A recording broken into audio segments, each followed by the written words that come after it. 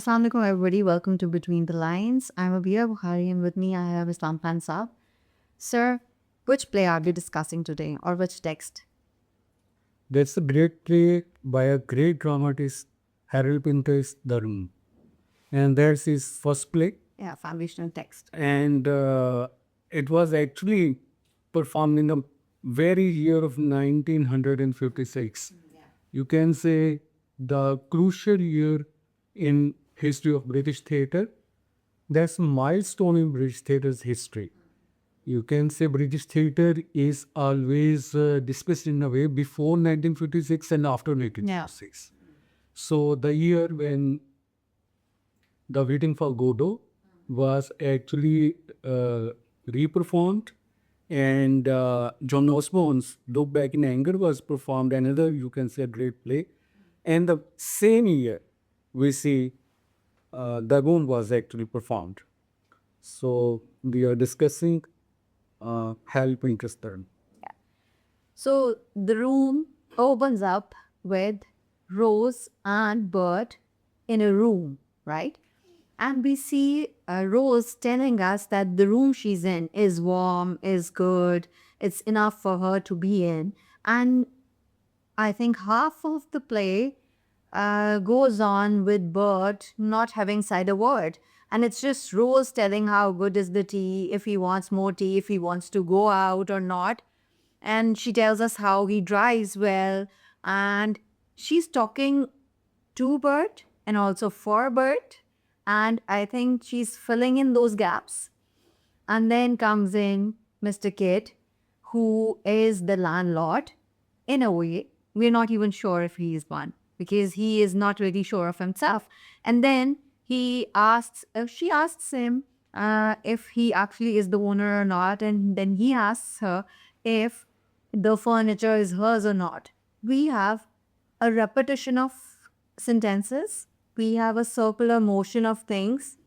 And then we have Mr. Kid leaving and also Bert leaving, right? And then enter Mr. and Mrs. Sands. So I'm trying to, give a summary first and then we'll hook. Yeah, because you'll think, oh, she's not even stopping here. Yeah, so then enter Mr. and Mrs. Sands, who are outsiders, intruders, and then they tell Rose that there's this man in the basement who said that room number 7 is free. And it turns out that room number 7 is the very room that Rose is in. And a sense of fear is there, right? And then Mr. and Mrs. Sands leave. What happens then, sir? Actually, Harold Pinter is a dramatist of images. He speaks through images. Image is central to his work. Another idea is speech. I can say he's obsessed with the British colloquial speech, British colloquial idiom. And I believe he has the best here. Whatever he actually hears in the script, actually he brings to his work.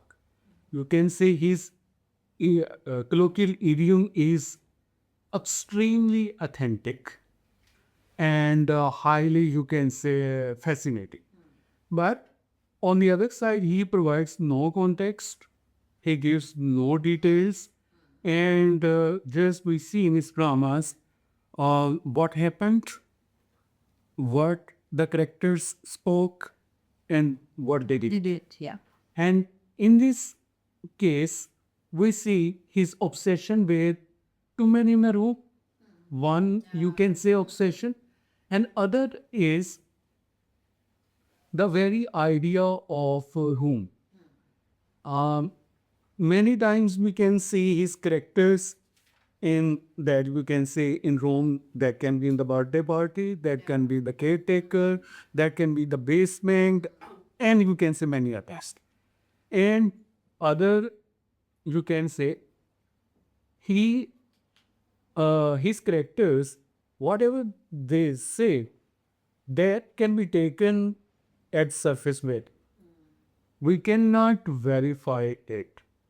So, the play, as you said, is opening with Rose, you can say, speech. That's more like a monologue. Yeah. Because husband actually least speaks. And sometimes I'm afraid that it's like a typical stereotype that women speak and men ignore. But we can say uh, it's, you can say, the void which you said she is actually trying to fit through the words. But then again, And we cannot say what actually has happened before opening the play, and we have no idea of their past, past of birth and sense, and also for the characters. And you can say whatever she says, she takes pauses, and we can say she needs some endorsement, she needs some, you can say, counter argument, but she is not given any. but then again, And saying certain things and then not saying them. So both can be strategies, right? Bert not speaking can also be a strategy on his part. What do you think? I think that the Pinter pauses or what is not said holds a lot of value, right? We are made to process certain things. And when there's this pause, okay, long pause, a short pause, and then silence. So we assume that, okay, maybe there's this certain power play there. You see, on a bird's part, there is something. It's not that he's being overpowered by Rose. we can just make different conjectures. Yeah. One conjecture can be is his habit. Perhaps he has heard this speech again and again, and no, he thinks, okay, let her do. It happens every day. One, you can say, supposition can be. And other can be he is preoccupied with an other idea outside because he's a driver. And in a short while, he is going for his job. So there may be something in his mind with which he is preoccupied. Or we can say he feels, you can say, she needs endorsement, or you can say refutation, and on his part there can be some sort of, you can say, dominance, which actually he is exercising through his silence. And Pinter is very scheduled in, you can say, uh, projecting the speech and then shifting speech to silence. Yeah. And silence also leads nowhere. In his place, neither you can see the words, nor you can say pauses helping the reader to actually grasp some meaning, or you can say making a very factual, you can say, certain story. They cannot. Because the characters give little away, they're evasive, elusive. And then I think there's this sense of vulnerability whereby words may fail to convey what the silence would help conveying, right? And if we specifically talk about Pinter talking about his texts, his plays, and entirely his works, he has written in this very text that he didn't want people to take certain things the way that they would want him to explain it to them. You getting it? Like he didn't tell you, okay, this character does this or this character is doing a certain thing because of this. So he's like, okay, I'm just giving you characters. You get to decide what you're going to take away from this. Yes, he hails theory. Yeah. He hails explanation. Yeah. And though he actually, about Pinter, it's Almansi, I think, who has written an article, The Idiom of Lies in Pinter's Place. Yeah. And Pinter himself is a great liar. Because he claims that he has written, you can say, very simple. But in fact, he is very much conscious of multiple things, which actually he fuses through his art. And whatever is there is through his, you can see images are through his art, through his drama, and it is deliberately kept ambiguous, but in a way. So uh, it actually enters the world of possibilities. Readers can relate it in different manners, and they can draw different ideas, and they can make their own stories. Uh, Penelope Prentice, she actually wrote a book on Pinter's ethic and aesthetics, and she tries to read her plays in political terms, I should say, because she uses, you can say, an analogy of dominant, subservient in Islam, and tries to read and interpret her character in his way. And there is Lucinia Gabbard, and she is psychoanalyst, and she tries to read Pinter's plays, pointing out the dream structure of the play. And needless to say, you've done your MPhil thesis on this. Yeah, so you can say two extremes. There are two extremes. You can say one political and other psychoanalytical. And both potentials are available in the text. So these texts, they are ambiguous in this way. They are vague. They are open to interpretation. And they are highly realistic at the same time. You can say they are working at a different levels. Simultaneously, you can say they are realist. And in the same vein, I should say they are highly philosophical. Right. So, Rome, you can say the image that speaks a lot.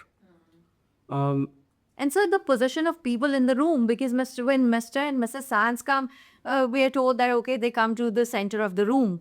So even that means the intruders, the outsiders have come inside and they're at the center. So it's like maybe the power would shift, maybe the control would be taken away. Maybe Rose would be robbed of her position. And she is afraid of that. And by words, she tries to take control. in our world, there is a big question reclaiming the space and reclaiming the space. Even there are many who have been denied, and there is, you can say, dichotomy of public and private space as well. So, here, characters, they are also, you can say, showing this tendency of actually revealing themselves through control or possession of space. And first, there's Rose. When she introduces the room, she mentions it's comfortable to me. Yeah, it's her. It's also my... Not us. Though husband and wife are living there, but she mentions herself.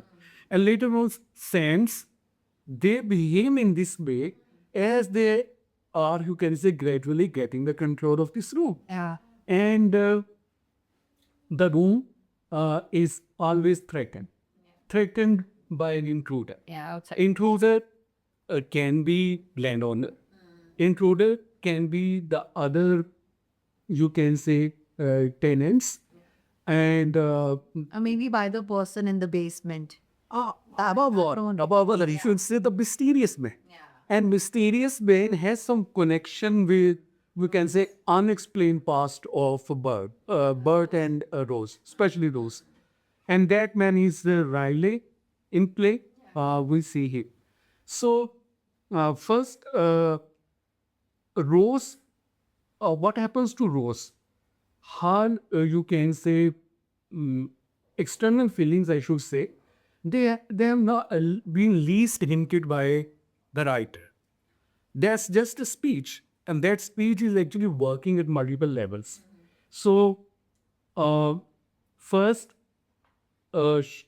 she shows some sort of, you can say, normalcy in her chit chat. Yeah. Though it's a largely monologue because husband least participates, and when he goes outside, then Mr. and Mrs. Sands. first Mr. Cates So he's there when Mr. Kid comes in. Na? He says Mr. Kid tries to talk to Bert. But even then Rose replies to him when he talks about the pipes. Rose talks on behalf of Bert and he doesn't say a thing. Bert is only busy reading the magazine. And then when Mr. Kid leaves, it is then that Bert leaves. And then Mr. and Mrs. Sands come in. Yeah, but Rose is waiting. As a secretary, Yeah. you can say two-way secretary to concede the truth of past. Yeah. Either not speaking by word and speaking by Rose. So, because in a particular drama which we label sometimes absurdist, there is a tradition, even through speech, we reach nowhere. We never get at the point. So, uh, Pinter's both, you can say, strategies fit. Speech is not helping, and Burr's silence are escaping, you can say, communication that is not helping. And then there is, you can say, a continuously intensifying urge to get verified their statements, and it had never verified. Mr. and Mrs. says they are in search of a room which can save them from cold weather, a secure place which has, you can say, warmth and some, you can say, feeling of homely. They are actually looking for. We can assume that same may be the desire of this couple, Rose and Bert, and they have got it, and still they are haunted some fear. That fear can be of losing this room, or it can be invading or intruding past, which is actually following them. So in both phases, they are afraid of revealing the truth, which they don't reveal at all. So when finally Riley comes in, Yes. it's then that certain things begin happening because Riley calls Rose by a name. That's Sal. Because in Pinter's works, when to name is to claim and to rename is to undo. And when he calls her by this name, Sal, he's like undoing her. And It's also a mistake whether it's a name or label. yeah, but it doesn't have a meaning in one way, right? That's for slut. Oh my God, I know it. Yes. Oh. Actually, So then this opens up a lot, doesn't it? it gives the connotation of, or you can say it's a one-sided connotation because there's Riley who is making a claim. Riley's claim we cannot verify as we cannot verify the skill. Why is it that Riley then and tells her that father wants you home, Yes, two. you need to return? One is he says that she should come back home, Yeah. and her father is ready to accept her. Sir, at one point I'm made to think, oh, and maybe he's her Mistake. Yes. At one point I'm made to think maybe he is her father. Na? It's not because he's a Negro and she's a white lady. So, Obviously it can. though it's there is no reference there to, you can say, complexion or ways of rose, but just you can say her name suggests that she will be you can say white woman. So it's I think it's far-fetched that Riley will be father. But what is Riley's connection to her father? Whether they are relatives or whether you can say an either sport to her father, or and what sort of relationship Rose and her father be? Has she been victim of child abuse? Or was there, you can say, some sort of elopement? Any, you can say, affair? Or anything that hurt father? And no, he is ready to forget? Or is it just a false claim So, to this manipulate the situation. this is us making guesses. कि क्या ऐसे भी हो सकता है, ऐसे भी हो सकता है, because it's not there in the play. So we can think of anything at all. I think Riley is physically blind. Yeah. Yes. But the way he has collected the information, why is he so much interested in this affair? Why is he looking for Rose? Out of love or out of revenge? We cannot say. And uh, Rose, first she claimed that she doesn't know him.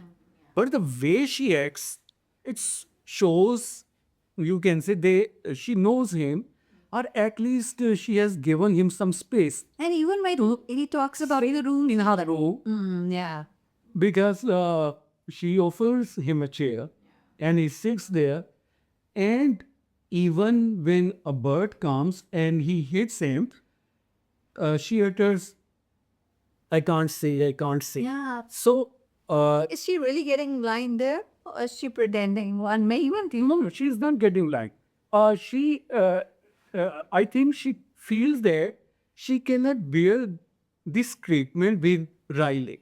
Or you can say it's simply violence which she cannot actually tolerate. That maybe with anyone else, I mean, there is nothing particular. So, or you can say possibilities are there. But then when we find Bert hitting Riley, we find that even in the beginning, Bert had power. Because when he returns, he hits the man and then he's like, oh, I'm the owner of this place. Tum kaun ho?" That's his approach. I should mention one thing. Pinter's another play, The Basement, where two characters, Law and Stott, they are also competing for possession of the basement. And also a girl, Jill. You can see Trinity, which you say, or Trika of, you can say, two men and one woman, that can be seen in that place, which is closely linked with this play, The Room. And here we see both episodes. One is obvious, I mean, Room, and two men, and also two men and one woman. One man is sure that's Buck. And who can be the second man? It may be Kit, it may be Riley, it may be another man in the past, or there may be another man in the basement. But so there can be two different men. One man standing in the basement may be different from Riley. We are just assuming that it's the same. So in all these, you can say, situations, there is a competitions. Competitions for possession. A constant tug of war between them, right? Yes, so they are approaching both. They are approaching place. They are approaching the girl.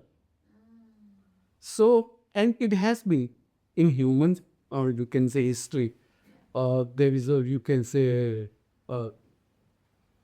ancient proverbial thought, land, money, and woman, they have been the board of contention, how you can say, the main reason of discourse in the world.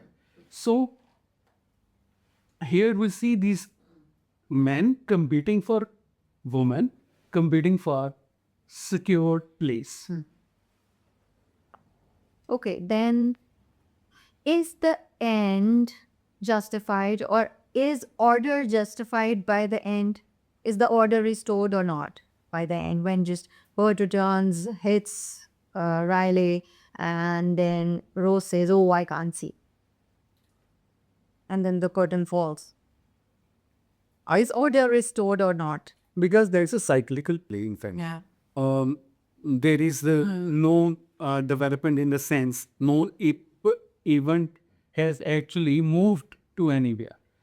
And just characters, one episode we have seen, and what was before and what would be after. This up to our imagination. Definitely, we can think in this way that relationship of husband and wife would not be the same.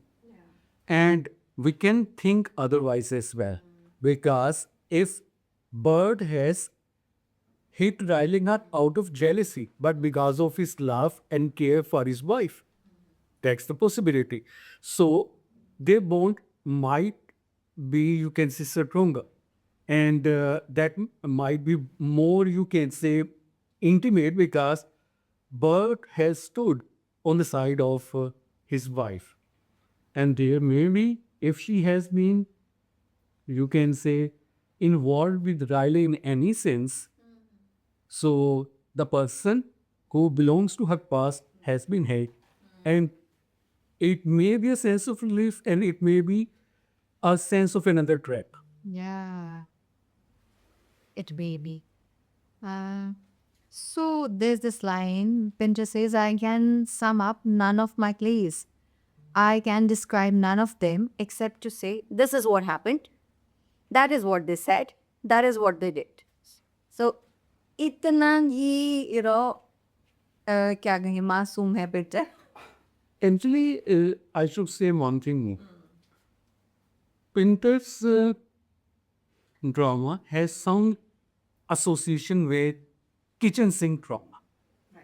And kitchen sink drama, Arvind Basket, another British dramatist, his drama is The Kitchen.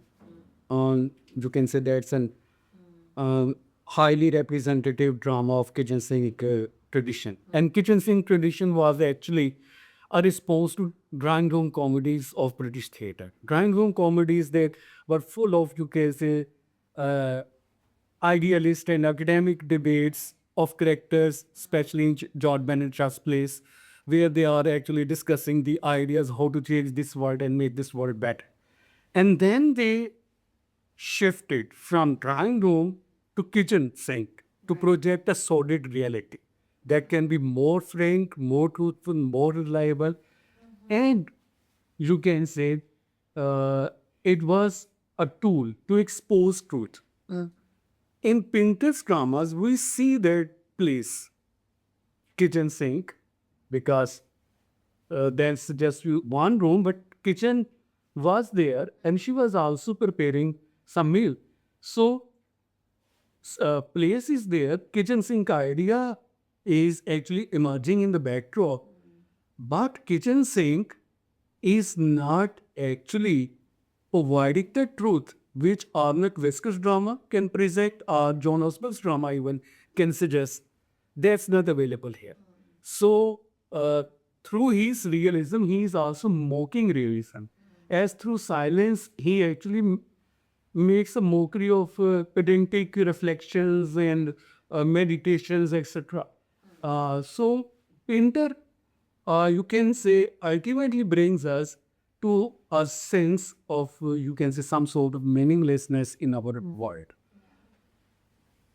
So, it is just an experience of reading, and you can say, try to fly in different directions, and then you can. The storyline of Pinter's plays is like 1% of his characterization, theatricality, silences, and pauses. It's like one ought to have a complete podcast on just his technicalities, because the more you read it, the more you want to read it more. Peter was a great actor and director as well. That's also ironical. When he tried to direct his own plays, he felt that he had not made justice and he was highly embarrassed. And later on, he decided that he would not direct his own plays. But sir, But the point I want to say is he was aware of, you can say, actual drama that was meant to be performed. So he was actually writing, keeping in mind all delicacies of performance. So what in this way he spoke. but minimal setting, 2 or 3 characters once on the stage, and we don't have lots of rooms. It's just, the setting is really minimal, domesticity is there, but we have the pauses and silences, making an entire world of Pinter. And making a big deal out of it, I'd rather say, because storyline तो देखिए simple है. रोज और Burt हैं, mister kid आए हैं, वो गए, Burt गए, मिस्टर एंड मिसेस सैंड्स आ गए हैं, वो जी बोल उन्होंने बताया जी बेसमेंट में बंदा है, वो गए हैं तो जी बेसमेंट से मिस्टर किड उसको ले आए, रायले को, रायले है, बर्ट है, कहानी खत्म. लेकिन there is a lot, to pursue. Drama was hijacked by a great Norwegian dramatist, Henrik Ibsen. I mean modern drama. Yeah. And there are dramatists who are trying to liberate drama from conventions of Henrik Ibsen's drama. There's an attempt on this part. Uh, Pinter and Brecht, Yeah, but both actually seem to me they are the liberator of drama. And so they are trying to liberate those conventions of realist drama where there is compact plot, or you can some marvelous characterization, you can say, and they are trying to, you can say, uh, uh, present their ideas with minimalist settings, and they have actually shifted focus from a realistic portrait to speech. And again, that speech is highly unreliable. yeah, just as the characters are. Yes. So, how did I forget Brecht? We should have really, talked on him too. I don't know if I'd be able to wrap Pinter up here because we cannot wrap Pinter anyway because there's a lot to him. Definitely, he will resist himself. Yeah. So with this, let's end it here. Thank you.